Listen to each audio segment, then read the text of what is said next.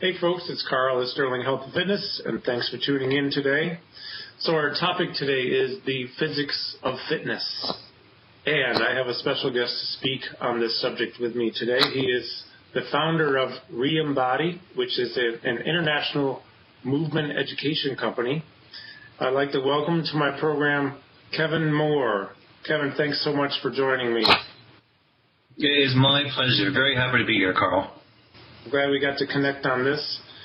So, Kevin, I'm really interested in this. When we first started corresponding about doing the interview, you sent me some notes. And one of the things I find is really fascinating that I hadn't really thought of is that we talk about in the fitness world, biology a lot. However, when I read your notes here, you're looking at this also from a physical or physics perspective. I was wondering if we could just talk about that. Yeah, absolutely. I think we forget sometimes that traditional physical forces like gravity and inertia and friction act on living tissue just the same way they act on non-living tissue. And to me, there's no reason why we can't use the same kind of observations and measurements that we use to make accurate predictions of the way objects move in the physical world also to living tissue. And in fact, I find that sometimes if we get too bogged down in the biological behavior of tissues, we can lose some of the more obvious mechanical behaviors that are simply a product of things like, ground reaction forces and kind of impact behavior and vibration and elasticity. And so I like to really take these things into consideration when I'm trying to problem solve, injury management issues. That's really interesting. Especially going back here, when you talk about the impact on non-living tissue, for example, or objects, and predictions on living tissue, I'd never thought about that. I think that's really interesting. So how did you come up with this concept, or how did you come up with this approach? I'm just curious. Well, when I was in school, I originally went to school for chemistry. And the hard sciences in general were always of great interest to me. And I was really into biology, but I could never really pick which of the hard sciences was the one that was most interesting to me. And so I worked in chemistry for a while, and I got used to thinking along the lines of physics and chemistry in my work. And then when I stopped working in a laboratory environment and started working more in a fitness environment, which, by the way, was the best decision I ever made, I found that thinking remained. I still had the, acceleration of gravity memorized, and I still had, the principles of Newtonian mechanics were still something I thought about a lot. And so when I'd watch people move, it was just instinctive to say, when a foot hits the ground, I'm not just interested in the way that the person's foot is behaving or the way the person's knee is behaving. I'm interested in the way that the impact force that hit that foot is traveling through the tissues of the body.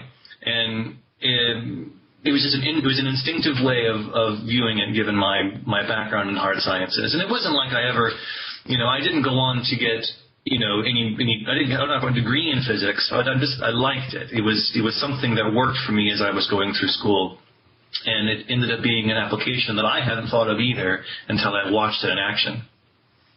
Interesting. Is there a way that we can measure that in the body? Well, there's a quantitative and a qualitative way of measuring it. So, for the kind of work that I do very little quantitative measurement. So I typically don't use impact sensors to measure physical forces in the body, but through qualitative measurement, by observing how forces travel through the body, by looking at, say, the relative acceleration of one bone versus another, or the kind of relative amount that a body slows down or speeds up during certain phases of gait, etc. You can make predictions at relative amounts rather than needing to measure specific amounts. And in my experience, that's sufficient. Okay. You know, I don't need to know exactly how much force is traveling. I just need to know how much force is traveling relative other sections of the body. Okay, so it's really interesting. For example, I can't help going into thinking about Dr. Emily's stuff a little bit, partially because Sure. I take so many of her courses, and I know you know her well, and do some teaching for her as well. So it gets me thinking about level 2 barefoot training specialists, where we get into gait analysis. Mm-hmm. Which is really interesting. Do you have a method when you're looking at gait, when you're looking at, you know, somebody who's moving, of how you observe this qualitative aspect? Absolutely, and in fact, I get really excited about Gait. The Gait process is, I think, one of the coolest things, and I think breaking it down in terms of how force is traveling is really exciting. I just get really excited every time I get to do it, and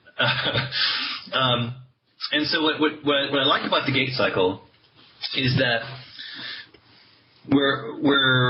we're talking about taking forces that are moving in a particular direction and looking at the very interesting way that the peculiar geometry of the skeleton causes force traveling one direction to shift into force traveling another. So in its most kind of, in the most basic way, what we can say is that when you step down and you have initial contact between your front foot and the floor, the impact force on the foot has a very specific direction, right? Because gravity is always moving the same direction, but because the body in motion has a certain amount of inertia, when the foot hits the ground, the impact reaction force, the ground reaction force, is traveling kind of up, opposite of gravity, but also slightly medial as a result of the inertia of the body in motion. And what's interesting is that a force that's going up and medial isn't very useful to a body that's trying to travel forward. And so there's an absolutely just fascinating relationship of bones between initial contact and push-off phase, where your skeleton turns that up and medial force into something that is traveling forward so that we can use it as propulsion. Right. And so kind of specifically what I'm referring to here is the relationship between kind of the first entrance point is the relationship between the calcaneus and the tibia. Because as soon as the calcaneus hits the floor on initial contact, there is this lovely little coronal plane sliding action that takes place. And because of the attachment of the ligaments between the calcaneus and the tibia, that causes the tibia to dramatically internally rotate. Now, suddenly, we've gone from a force which is moving more or less up and down to one that's moving, that's rotating. We've gone from impact force to torque. And torque is the most useful kind of force for a skeleton. Okay. And so from that point, we can start tracking how these torque behaviors then move from joint to joint. So it sounds like when we hit, that phase 1, we're in a slightly inverted position, hopefully. And that torque is coming when we go into the eversion and we load energy, right? So the sliding inverters, we get back to inversion on phase 5, push it off, which externally rotates us a little bit, propulsion. Right. How are you measuring this? I'm just curious, because that's fascinating. Well, again, so I use a qualitative. Interrupting a little bit, but maybe a better question is, instead of how do you measure it, do you have a specific way of observing this to analyze it? Yes, and I would say it is a form of measurement. I do a lot of observation of relative acceleration. So, for instance, going back to our example about calcaneus acting on tibia and internal rotation, one of the ways that I will frequently assess people is through a very simple weight shift exercise, where I'll typically have them stand in some kind of a staggered stance, usually with the dominant foot forward to begin, and I'll have them just show me what it looks like when they dump all their weight from back foot to front foot. Right? Just repeat that a couple of times.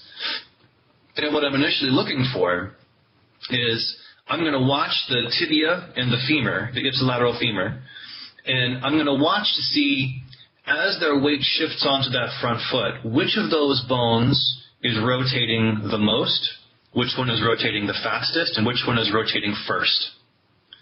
And if I see, as they dump their weight onto their front foot, that their femur, say, is internally rotating at a faster rate, or it's internally rotating in anticipation of the tibial internal rotation, bam, we have a problem.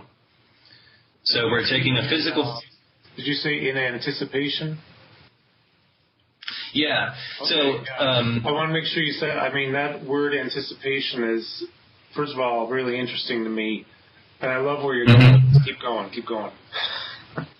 So I don't, it's not necessarily super important to me in terms of how I solve the problem, what the actual amplitude of force reaching the tissue is, but it has to do with the relative amounts of acceleration from bone to bone. I want to see that on that weight shift, the tibia is rotating at a slightly faster rate than the femur. And as long as that's true, then I know that force, that the torque force being absorbed is traveling in the correct direction, and eventually reaching the spine, or reaching the center of mass in something that can be useful as propulsion. But if the body starts getting ahead of itself and anticipating with tissues that are compensatory, then we have force moving the wrong direction. And that's where we start seeing a lot of joint dysfunction.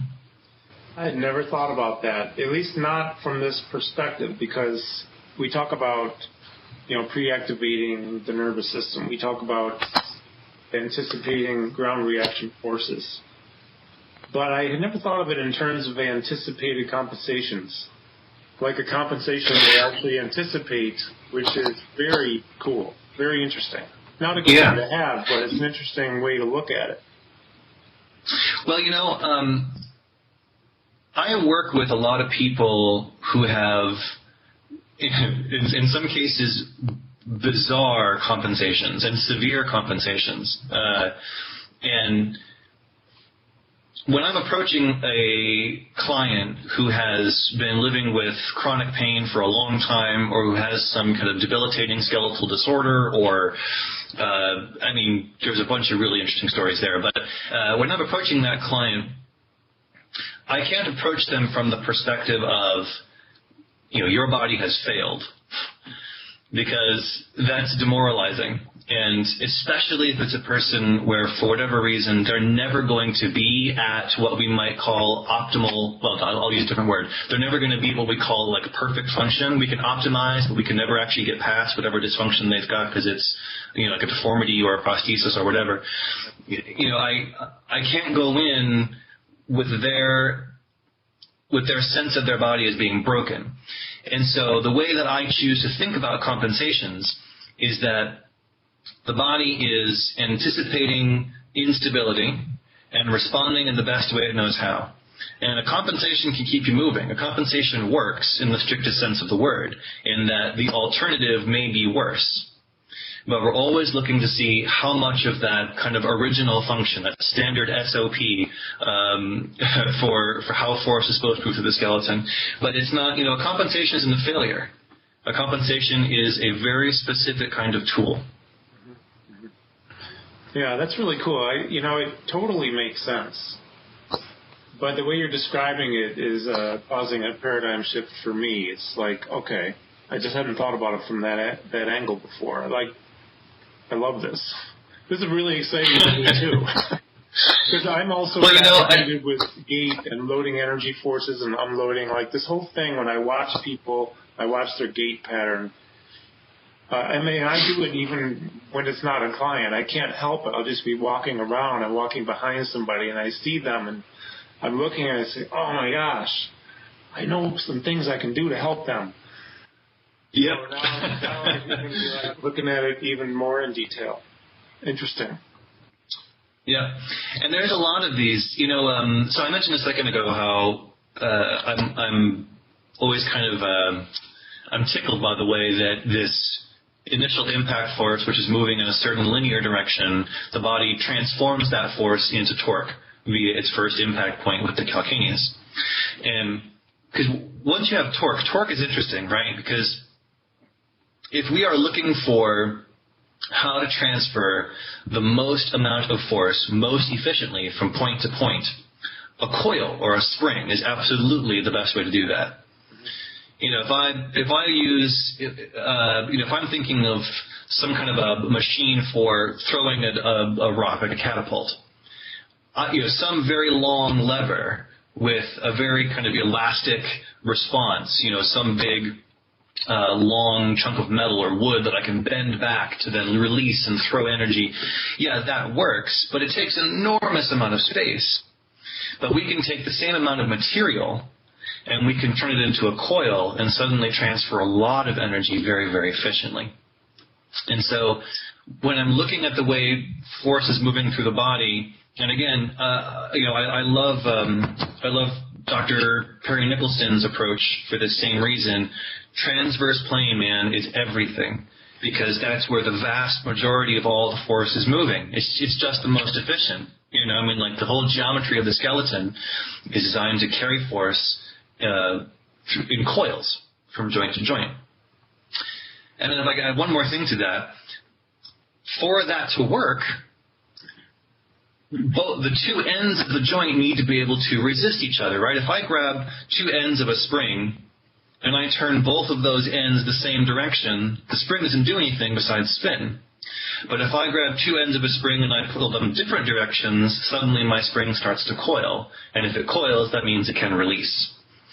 And so another one of those qualitative measurements I'm constantly looking at is at every joint level, in particular a joint level that is painful or kind of clearly dysfunctional through observation, I'm looking to see, are both ends of the joint counter-twisting, or are they twisting the same direction? And for me, that's a major sign that something is wrong if it's twisting the same direction. So would that be part of your quantitative assessment? Absolutely. Absolutely. Let's say you put the dominant foot forward and just do a weight shift between front and back. That's something you might observe? Yeah, so like a good example there would be in the hip. So if I've got the dominant foot forward and I'm asking the client to load weight forward onto that foot, I know that one of the things I'm going to need is for the glute or the deep sixth lateral rotators to engage eccentrically. And that can't happen unless the pelvis and the femur are rotating counter to each other.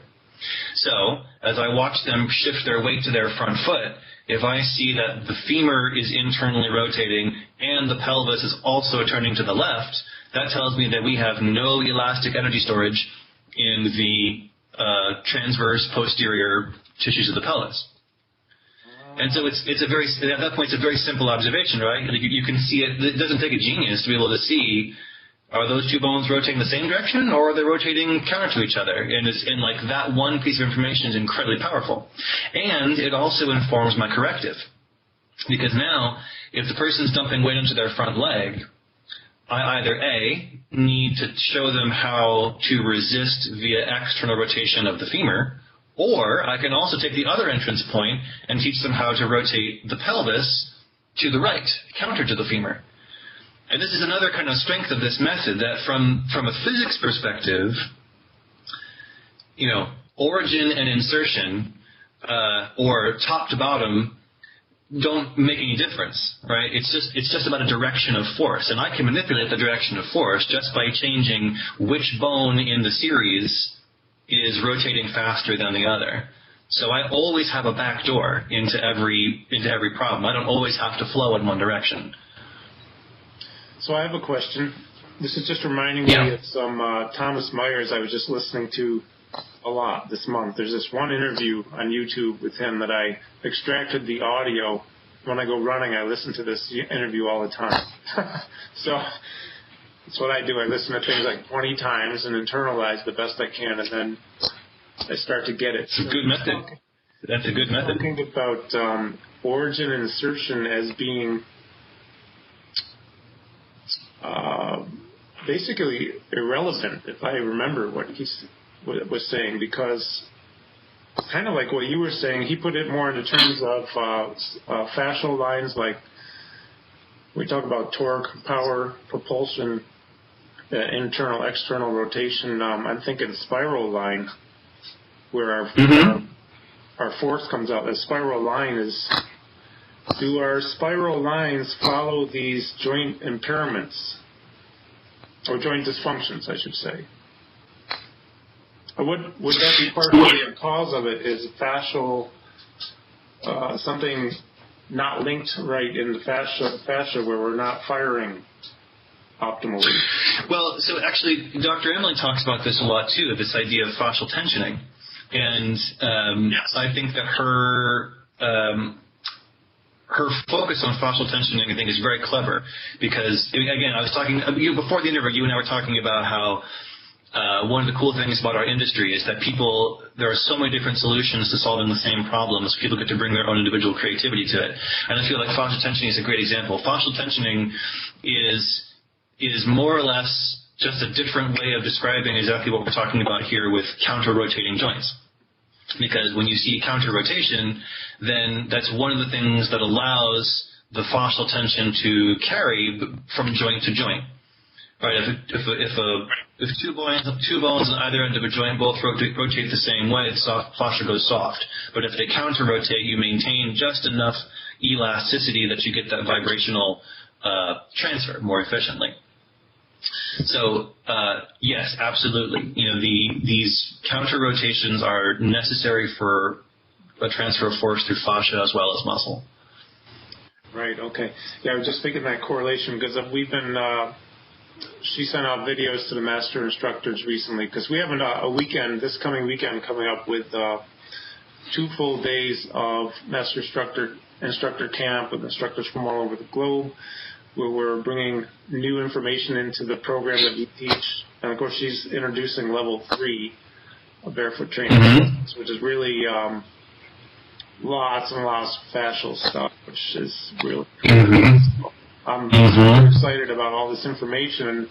And as you're talking about the spring, the turning of the spring, either are they going the same direction or is it opposite, how it relates to bones, I started thinking fascia because it all makes sense. It all runs parallel idea.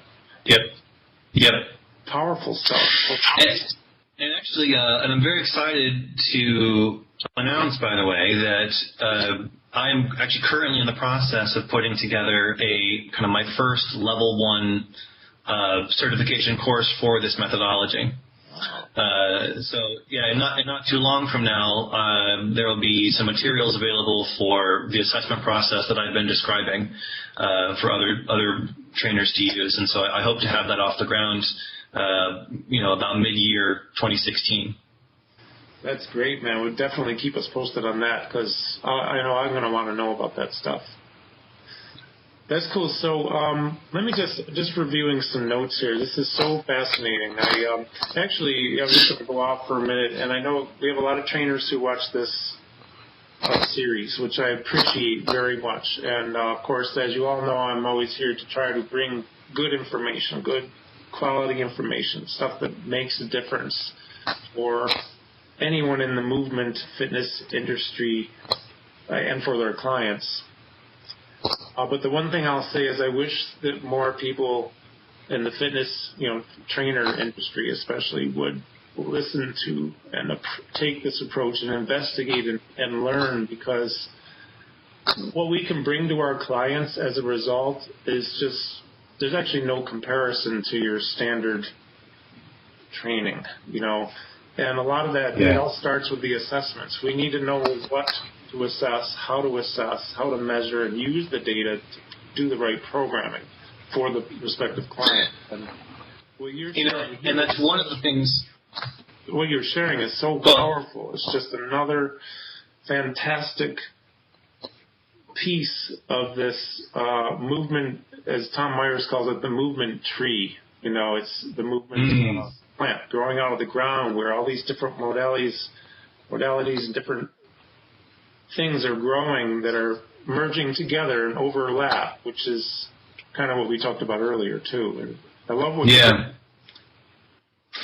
And one of the primary goals of the method when I first started it, and really of the Reembody brand in general, is that I don't want regular people to always have to rely on specialists for their movement health. And I would like to see the assessment and corrective process be more available to regular people.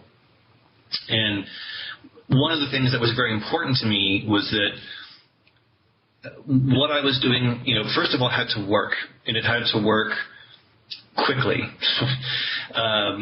But that I had that people who did not have a clinical background or did not have a background in hard sciences would be able to understand what was being done and why it was being done, and most importantly, do it themselves.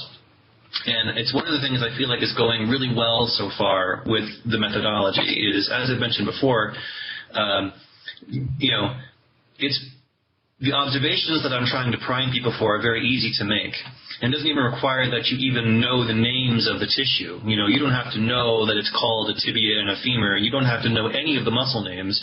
All you have to be able to see is, do these things resist each other and which one turns first. And if you can look closely enough to observe that, then you can make intelligent, corrective decisions that can have a profound impact on the way somebody is moving. And I think it's really important that we make that kind of power available to people that may not have access to the same kind of time or level of education that we have, that we're lucky enough to have. We need troops on the ground who can do this right away, and be able to count on the results. And that's one of the things that's been important to me from the very beginning. Everyone needs to be able to do it.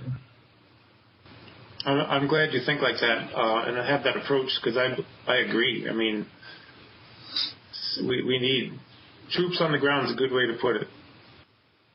Yeah. And, I think that something easy to understand. Yeah. People can just look, and they can, not have to go take a course on it or anything like that, but just look and see it, understand it, and then get data and apply it, And I feel like one of the benefits of the physics model versus the clinical or the biological model is that the buy-in for what you have to know in order to make positive correction is a little bit lower.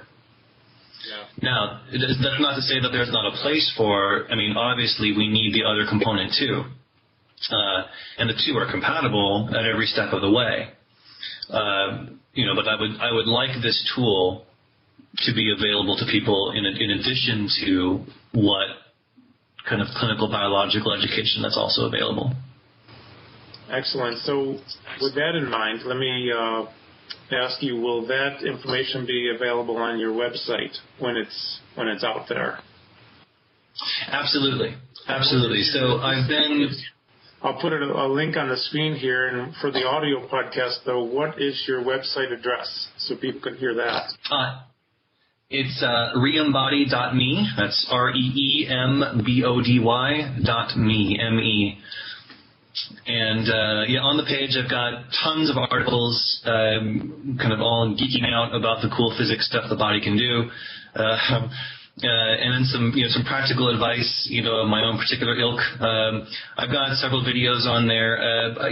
For a long time, I'm a lot better writer than I am a videographer. So the videos that I have are relatively low production quality, and I don't have a ton of them. But the information is powerful, and there's a lot of written stuff there that I think could also be useful to people. In addition, my schedule of workshops and lectures all over the world has been increasing steadily, and so if people are interested in knowing where I'll be presenting next, I always have that information current on my site. And then also there's a place for, if a venue anywhere in the world would like to explore some of this stuff at their location, I can also take requests for workshops and stuff like that on the site as well. Oh, that's great. And I have to say, I've been to your site, and I think I've watched all the videos. I'm not sure, but there's some great stuff. Great stuff. So I would advise anyone and everyone go to reembody.me, and the link will be on the screen, reembody.me. Check it out. The information is super powerful. So it's a great resource. Yeah. To this day, the most, because I think it might have been the first video I ever uploaded to the site actually, but it's a super low production quality video, just a single shot on an old iPad propped up against a wall, showing a little trick for how to rotate the fingers and wrists so as to better absorb impact during weight bearing, to kind of relieve some of this omnipresent wrist pain that seems to be plaguing a lot of people. And to this day, that video is the most popular thing on my site, article or video. And it always cracks me up because it's this crappy little video. but it's been useful, and people have been getting a lot of use out of that piece of information, and it really makes me so excited to know that it's helped people. Yeah, that's great. I can tell you, back when I first started doing these interviews, and a lot of times I'll be in a live setting with the person. Mine were really low quality, but some of them have a lot of hits. So I guess what pleases me is to know that people are hitting those, and they're evidently the information is worth their while, because the numbers go up. So it's cool. Yeah. So this is, really and there's awesome, is there any? Let me ask you this, because I'm in no hurry here. I have a lot of time. Anything else you'd like to share? Any other information? Ideas? There is one other principle that I think is very important as we're assessing movement, and it's more of there's definitely a kind of a diagnostic element to this, but it also is kind of a philosophy, you might say, and that is the idea that we get used to thinking of gravity as being a drag, right? Gravity is something that we fight in order to move. And I feel like this misses some of the ingenious design relative to our skeleton. That rather than fighting gravity or thinking of ourselves as fighting gravity as we walk, we're really utilizing gravity as a form of fuel. Gravity is a free force. It is always moving at 9.8 meters per second squared, and it's always moving in the same direction. It's always going to be there. And so the evolution of the human skeleton, well, really of all skeletons, period, is such that why would you evolve in the presence of this free force and fight it? And I think that if we really look at things like gait, or really all human movement, but gait's kind of the most classical human movement you can think of, we're really amazing at being able to take this force, which is constantly dragging downward, and turn this downward drag into something that we can use to go forward. And so I would encourage people, as they are looking at gait dysfunction and movement dysfunction, to try to think of gravity pulling on you as being a method of helping you out. Right? I want people to see that downward pull as a method of going forward, rather than something that you have to resist, that you have to fight in order to go forward. One of the things I often say to my in particular clients who have been in chronic pain for a long time, because they're really used to kind of bracing against every potential movement, in particular falling. One of the things I'm frequently cueing them to try to do is find the thing that you can let go of, and by let go, I mean let it fall. Right? In any movement, whenever something's going up, that means something's going down. Whenever something's going forward, something's going backwards. And I'm always encouraging those people to look for what's falling. What can you let fall? Because when you find that thing, the thing that's falling is going to help drive power into the thing that you're trying to lift. Do you follow what I mean? Yeah, totally. I love that. But I found that it can reduce a little bit of the anxiety associated with having to develop muscular strength when we keep in mind the idea that gravity's helping you out. It's your ally rather than dragging on your ability. I might be off base on this, but I don't think so. When I look at some of the concept behind parkour, let's say, and how they're moving around, and they're utilizing gravity. They're utilizing energy forces. Absolutely. In fact, when I was this past year, so in 2015, because my favorite thing to do of all exercises, period, is run. And I love running. It's kind of a zen thing for me. I'm not fast. I'll never be fast. But I'm getting better at being more efficient with it. So I still want to get the benefits of a good run, workout. I want to feel certain things. So I decided to run trails. And where I live, we have a lot of hills, a lot of big hills. We have trails with big hills. Of course, we run into the problem of the uneven surfaces and all the tree roots and all these different things. So the probability for risk is much higher than running in a track or wherever. Sure. So just being mindful of that. I got addicted to trail running this year. I went trail running as much as I possibly could instead of road running or whatever. And I started thinking about energy differently. Of course, some of that came from going through studying a lot of Dr. Emily's teachings and using energy forces, how we absorb, how we load, store for a millisecond, and unload. But getting into allowing myself to use the ground to propel me forward. And I didn't get into details like, I didn't think of what you had just said a minute ago, if you can let one thing fall, it will drive energy to the other thing, right? But it was the beginning of a concept that a little bit of the parkour came into it too, just a real basic philosophy of let's use the ground to our advantage. I wasn't actually thinking gravity, I was thinking ground, but now I'm going to think about gravity.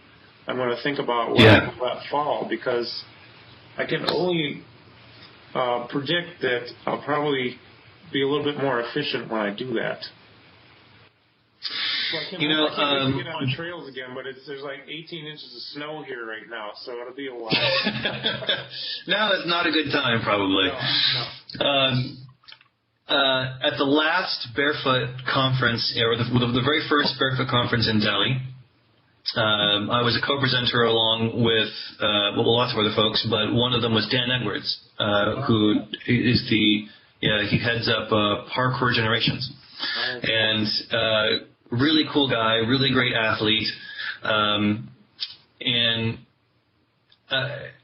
through watching him, he was actually that was the closest contact that I'd had at that point with a person with a kind of a parkour expert. And I was, of course, basically aware of parkour, but I didn't know much about it in close contact.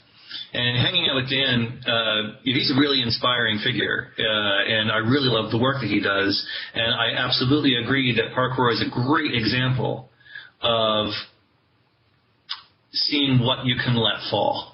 Of not fighting the forces that are acting on you, but going with them, right? And learning to improvise in the presence of violent forces acting on your body, and not being afraid of that, but just going where it takes you, because that's really what your skeleton's good at.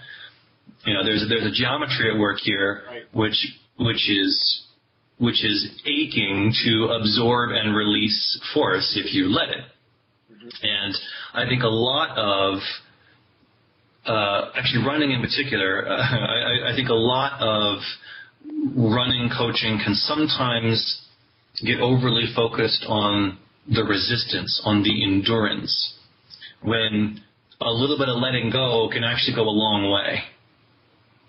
Yeah. I used to work with a guy in Hong Kong who was a ultra runner. Ultra running is very popular in Hong Kong. And he came to me originally because he had a lot of back pain, like upper thoracic, lower cervical pain when he ran. And it was really concerning him because he had some big races coming up. He had a lot of anxiety about it, and we had one session.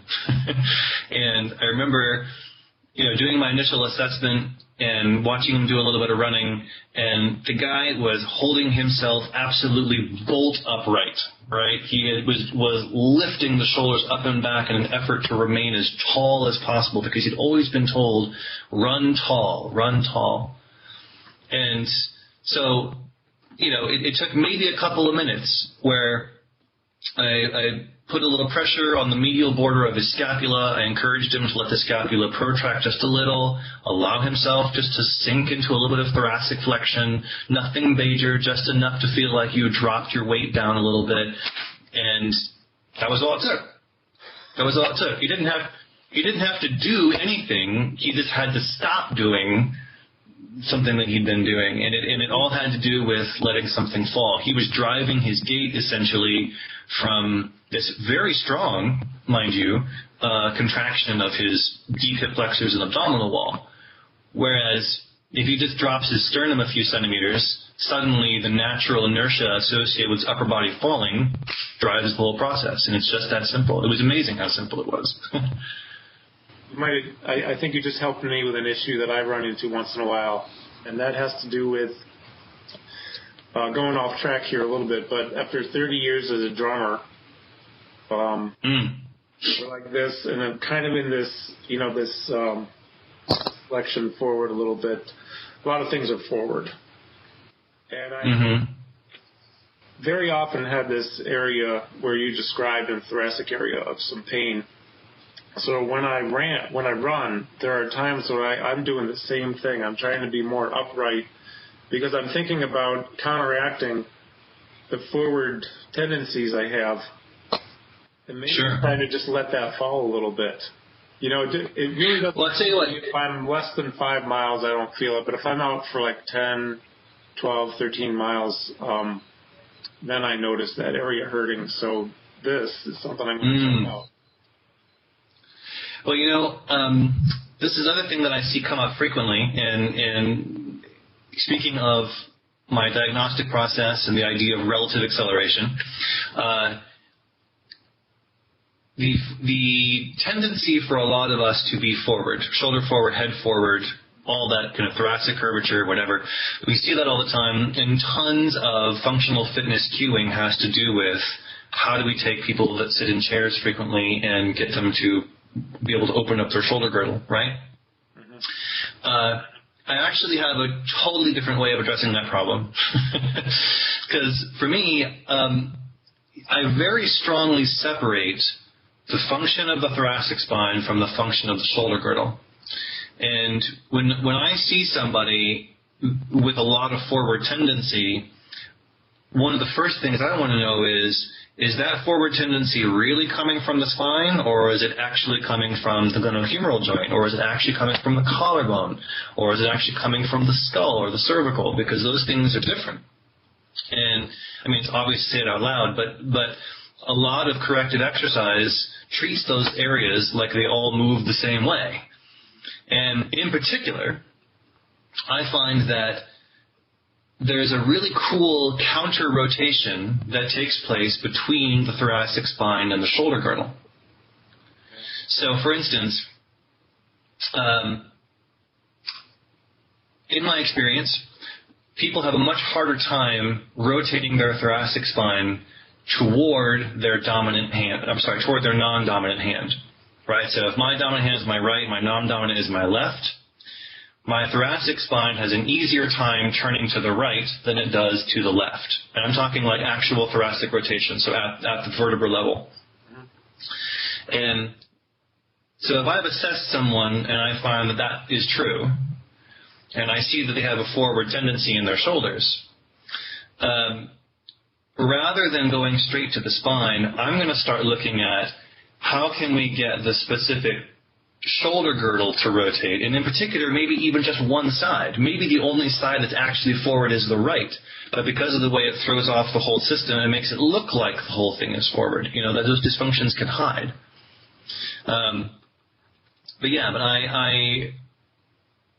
I need to be able to see the difference between these structures that appear to move as though they are the same. You follow what I mean? Yeah, totally. So let me ask you this. Do you find a general or a common tendency for let's say, one shoulder to be more forward? And would it go along with would it be the dominant side shoulder or the non-dominant side shoulder that tends to be forward more? Oh, it's first of all, this is among the most universal things that I see in people. The dominant shoulder tends to be protracted and internally rotated. The non-dominant shoulder is exactly the opposite, but it hides. It's really sneaky. The non-dominant shoulder likes to be stable in a retracted, externally rotated position. And speaking of counter-rotations, it hides it in the elbow. So if the non-dominant shoulder is being stabilized in a backward direction through retraction and external rotation, the forearm will much more heavily rotate in the internal direction in an effort to try to keep carrying force through the hand. Okay. But there's diminishing returns on that, right? I mean, like you can't keep tightening the coil. Eventually, you have to release something. But the tighter it coils, that whole structure begins to then pull on the spine.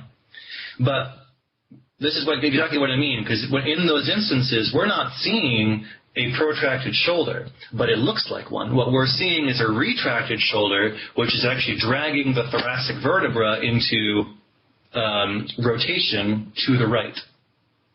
Okay. And by the way, so that system I just described right there, I see that every day. It's one of the most common dysfunctions I treat. Wow, that's really interesting. I can actually see where that can cause various issues. It would seem to me that maybe the thoracic area could be not feeling all that good because you're shifted. That's really interesting, Kevin. I appreciate you sharing that. It gives me a new... Absolutely. I have clients later today, and I'm going to be looking a little bit differently. This is really cool. Really cool. Yeah, I'll bet $5 right now you're going to see a client today whose left shoulder is in fact stabilizing an external rotation, but it looks like it's an internal rotation. Let me see. Some clients later. Both of my clients are right-handed, so I would say you're correct. I'll report back to you on that. Yeah, I look forward to hearing back about that. Yeah. Maybe I might end up owing you $5. We'll see. But one of them is about a trainer too, so she'll find it interesting too. When I release my level 1 materials, one of the big chapters, one of the major kind of diagnostic principles is that the left and right side must be treated differently. That there's a specialization of function between the right and the left side that I have found to be extremely predictable. And so, yeah, that's been really, really useful. Sorry, go on. I keep interrupting. I'm really sorry. I don't mean to be rude. I get excited and I think of things. It's like, I want to talk, ask questions. No, that's interesting. But treating, this is something I really didn't get into until about a year and a half, 2 years ago, is the idea of treating one side different than the other. Mm-hmm. Because, there were times, though, in the beginning, because of the model of training that I've used, NASM, their assessments and all that. So there were certain individual things. But I'm realizing how different, or I'm starting to realize more how differently each side can be than the other. I mean, one of the things is when we do the feet assessments, ankle range of motion, subtalar joint, and all those things, Dr. Emily, clearly one side can be completely different than the other, so the programming would be different. You're taking this up, and right now I'm fascinated by all of this, but because of me personally, I'm fascinated with me. What I'm going to do. Can't be blamed, What if I can assess myself? Because I actually do think that I'm probably hiding it in the elbow on the left side with exactly what you described. And I need to drop a little Well, bit. you wouldn't be the first one. I need to drop a little bit when I run. I think just a few centimeters is going to make a world of difference in how I feel after 10 miles, you know. You know, and since we're on the subject, there's one more very common incarnation of this that I'll mention. Because, you know, I think for all of us who hang out around and work with Dr. Emily, I think we all have, you know, a minor obsession with foot function. I'm one of them. Yeah, I mean, you know, that's us, right? But I think another one of those very sneaky dysfunctions is flat-footedness. Because I have found, in my experience, a relatively large number of flat-footed, or people that present as flat-footed, but upon closer examination, they are flat-footed. They're a very specific kind of flat-footed that comes from the forefoot much, much more than it comes from the rear foot. And what I mean by that is that I would say roughly half of the people that I have that I treat for flat-footed related disorders are still what I would call inverted foot types. So, but only on their dominant side. So the dominant foot let me back up for 1 second, just so I want to make sure I'm with you on this. So what you find in about half of your people, are you saying in about half of the people you're finding this particular type of flat-footedness? Mm-hmm. Okay. And then yeah, that at the same time, is there also an inverted foot type? I guess let me back up a little bit. I guess what I'm saying is a person can present with flat feet, but still have a calcaneus, which is dysfunctional in that it is overly inverted, or that it prefers the inverted position or is stuck in an inverted position, but they can still present as being flat-footed. Really? Wow. And yeah, and as a matter of fact, you talk about being interested in you. I am one of those type of people. And it was funny, I had to treat a lot of people for this problem before it ever occurred to me that that's what was going on with me. But yeah, as a matter of fact, I remember, again, at the Delhi conference, at the last Delhi conference, there was one of the women who was in attendance had probably the most aggressive, rigid flat foot type I had ever seen. I mean, I'm sure Dr. Emily's seen worse, but for me, it was intense. I mean, she had the plantar aspect of her foot was a board. It didn't move at all.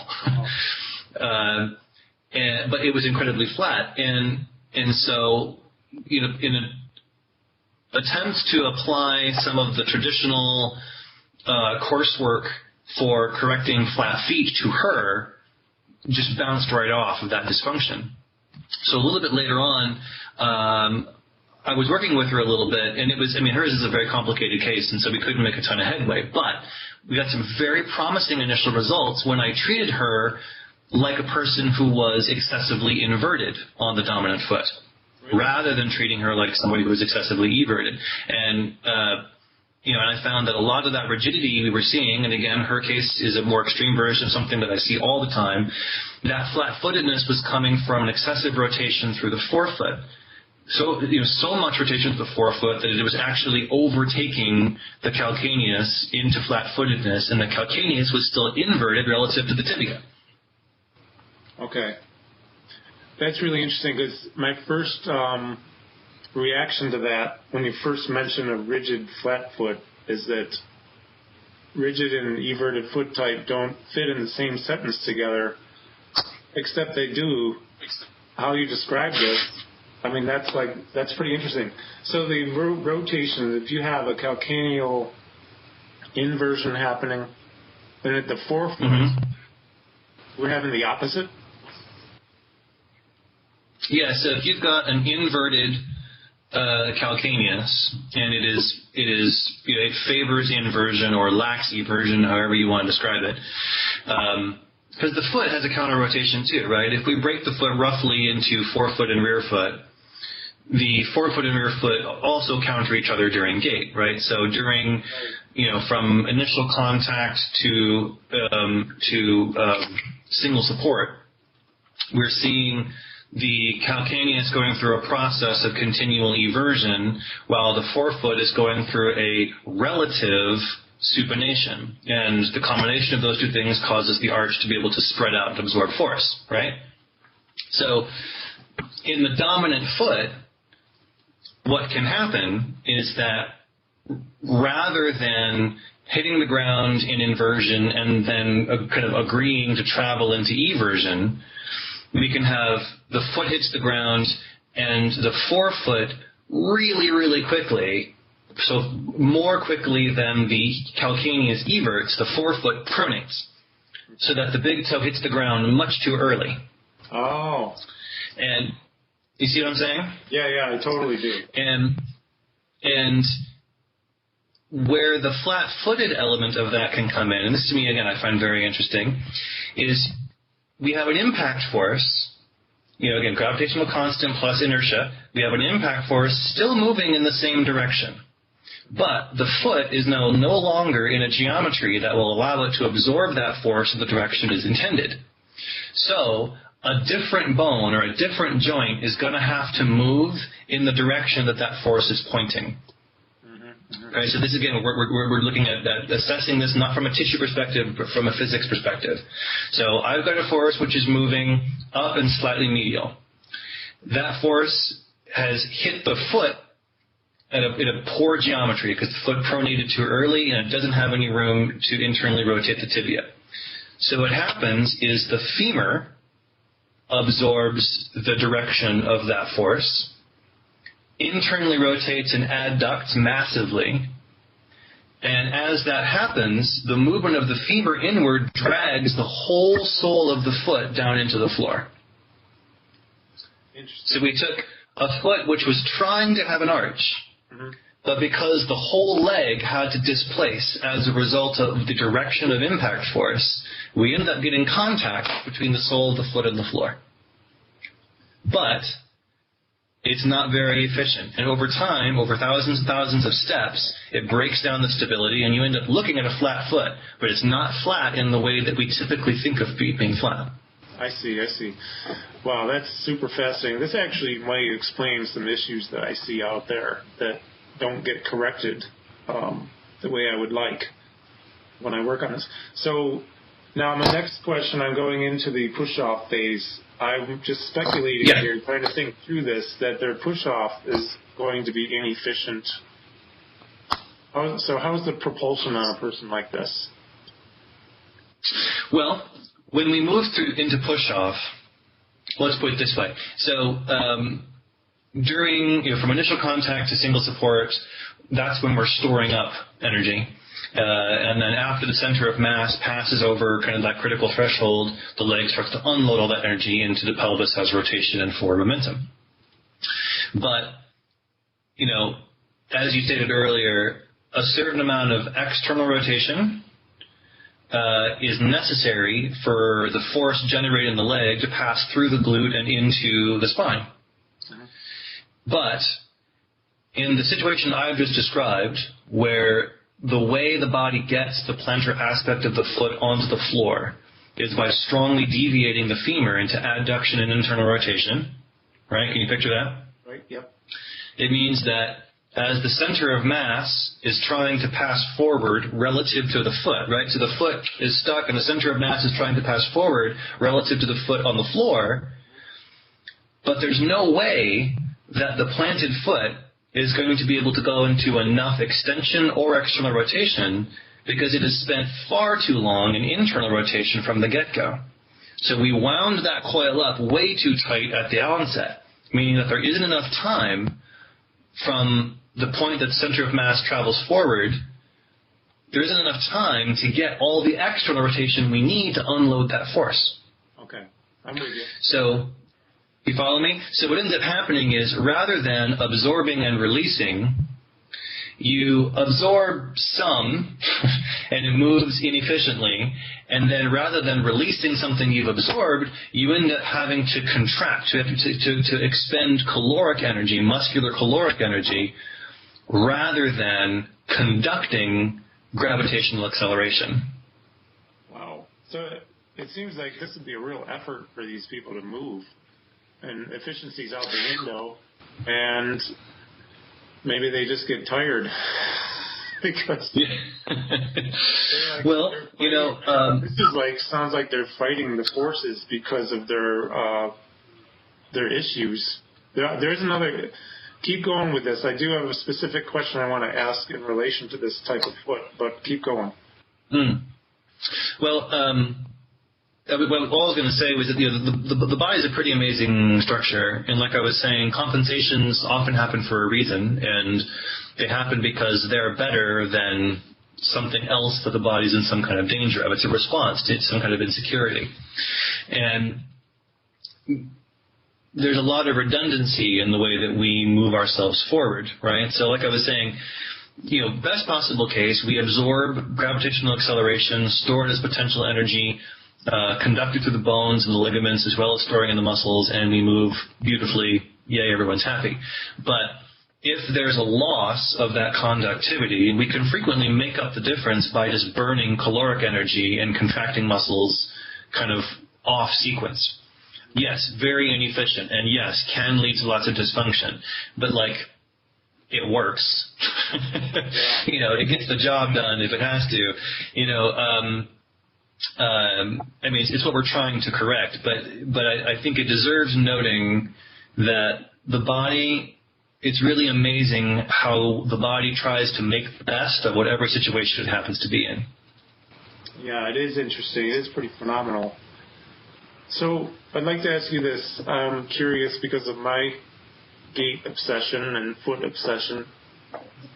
Mm-hmm. Regarding the big toe mojo, as Dr. Perry calls it, do you find any correlation with this particular foot type you're talking about? So the one that's actually inverted but presents flat.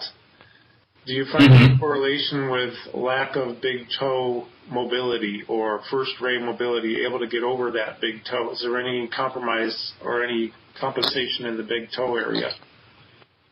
Oh, I think it's pretty classical. It's among the first things I remember ever learning from Dr. Emily back in the day.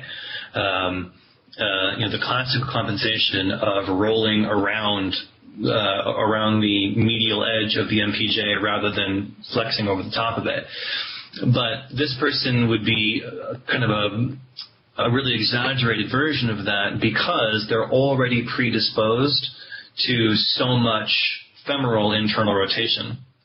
That makes sense. Right. So the only way they could get the plantar aspect of their foot against the ground at all is to deviate the femur so far medially that at that point, the direction of the center of mass moving forward now no longer corresponds to the direction of friction of being applied to the toe. So again, here we have another couple of forces that we can think of.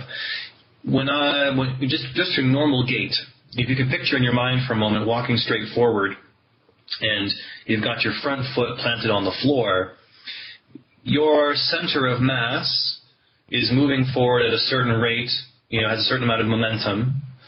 And if you imagine walking on ice, for instance, and feeling what it's like when you walk on ice and it's unstable, and as you get ready to take a step, that thing that you're afraid your foot is going to do when it slips out from under you, when there is no ice, there's a force of friction being applied in the opposite direction. So you have a center of mass going one direction, and you have friction pulling another direction. It's not quite the opposite, but the resulting vector between forward momentum and friction on the great toe, the resulting vector describes the geometry of the MPJ very exactly. So if we find that the big toe is stuck to the floor via a different operation, so like I was saying with this person, where the femur caves in and that's why the big toe is on the floor, then the combined vector of the center of mass and friction of the toe no longer accurately describes the geometry of the toe. And so the toe has to compensate. Okay, yeah, it would seem. And so I had to ask you that because it just seems like it would have to compensate. Man. Yeah, and again, but I think it's interesting. I think it's interesting to see the compensation as the competition of vector forces rather than a behavior of tissues. Obviously, both things are happening, but I think it's good for us to be able to see it from both perspectives. I was just thinking as you're describing that, I'm thinking about how many times I'm going to re-watch this video so that I can take notes and learn. I realize I get to edit all this stuff because it's my podcast, it's my channel, right? So I'm really lucky. I get to go through and edit, and of course, nothing gets cut out. It's just a matter of trimming the beginning and the end and putting in a few links on the screen. But I get to see it all, and it's totally fascinating. You made my day, you made my week. This is amazing information. I really appreciate it. Well, I'm so glad you're enjoying it. I think it's probably clear. I get really excited about it too. This is the coolest job. It's the coolest job, and it is. It's something about. There's this fun kind of academic exploration we get to do, but we also get to help people at the same time, which is immensely rewarding. And I think it shouldn't be overlooked that this isn't fixing something that belongs to someone else. This is, we all have one of these. We all have a body. And so everything that we end up learning and discovering, not only does it apply to other people, it applies to ourselves. And there's something very binding about that. There's something very equalizing, that at least, I'm always more impressed by how alike everybody I see is than how different. And there's something kind of exciting about that too.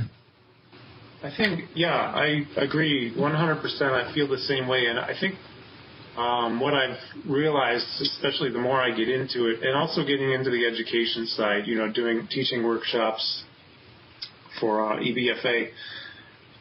So you have the client base, and then I have the trainers who I get to teach, which is so rewarding. But I think what's really cool is, because like you say, we all have one of these, we all have a body, a skeleton, we can relate. So the wow factors come off. Yes. It's like, oh my God. Yes. What's happening to me in this whole interview is these wow factors. And so that gets me really excited because now I can digest this, think about it more, learn it, internalize it, and then share. Because there are a lot of people out there who they're starving for this information. Mm-hmm. They don't know where to get it, and when we come to them with it, it helps them. So it's rewarding for us. I'm always trying to learn, trying to help people. It's really powerful. It's great stuff. That's why and clearly you about it too, because it's just, to me, it is the coolest thing in the world is to be able to do this stuff, learn about it, and actually take it and apply it, teach it, and have others apply it. Yep, absolutely. And of course, you've obviously collected together a lot of people who all feel the same way, and so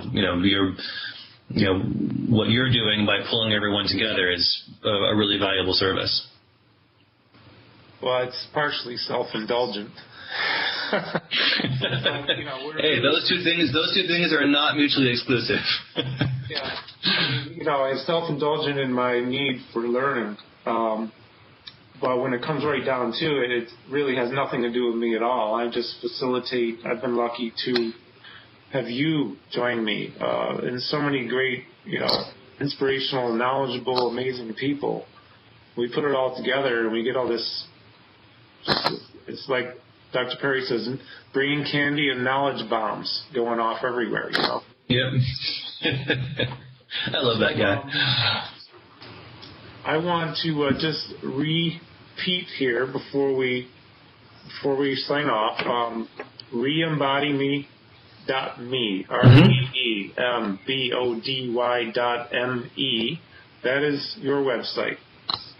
And I've been there. There's a lot of great stuff. And I know you'll keep us posted when your material comes out.